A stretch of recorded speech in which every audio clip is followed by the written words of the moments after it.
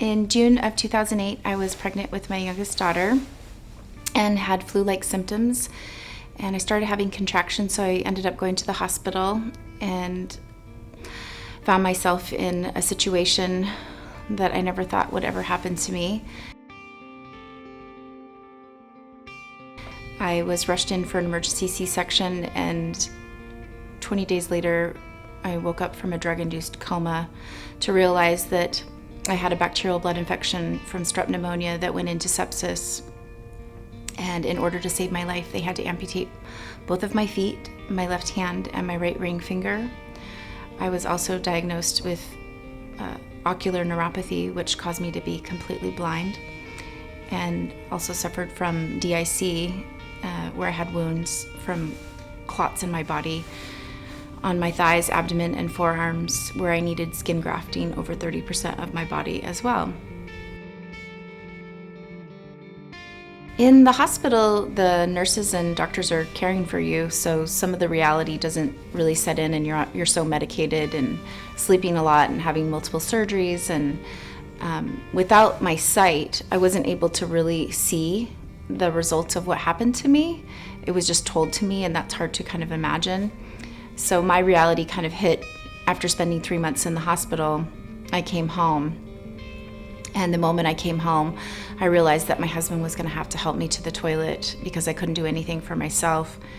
And by the time he laid me on the bed and carried me, I was in agonizing pain and anxiety, and things started to spiral out of control. And I begged my husband, actually, the first night I got home, to take me back to the hospital, that he couldn't take care of me and that I didn't belong here and that I wasn't going to be able to take care of my children, and was very, very depressed and in a state of despair and darkness and crying constantly. And I didn't know how I was going to start or where to start. And at one point, I really just didn't want to live.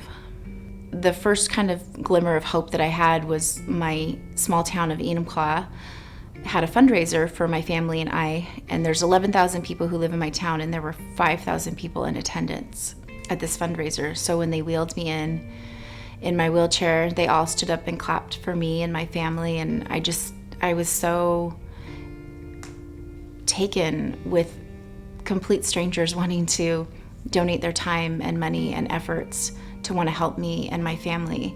And I felt like I had this huge support system. My family was coming over constantly to be with me and take care of me and to take care of my children, and my husband's family as well, and friends. And so I realized when I came home from that fundraiser that I really had to make some decisions, and that I had a choice to make of whether to give up or pick up.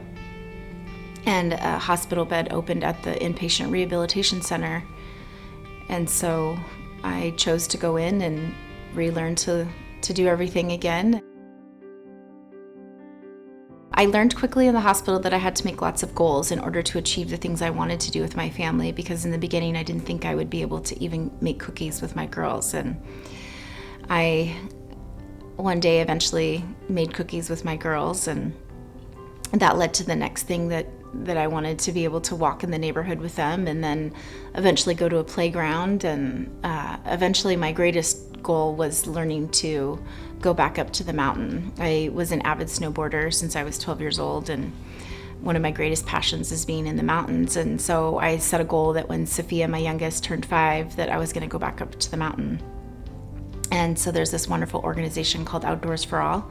They set me up for an 8-week course, and I learned to go on a sit ski again with my family. And in February 14th of 2014, on Valentine's Day, I was able to ski with my family for the first time. It was absolutely the most amazing feeling ever to be with them and to have my little girls ski by and go, "Hi, Mommy." And I just took in every moment. I remember crashing later that day, and there's 3 guys that come and help me, and they came over and said, "Are you okay?" And I said, "No, I'm totally fine. I just want to lay here and take in this moment." I do have a life motto, which is to let go, embrace the moment, and have fun. And the let go part means to let go of your fears, that if you can get over the fear of something, you'll be able to accomplish a lot more and be willing to try new things that you never thought you could.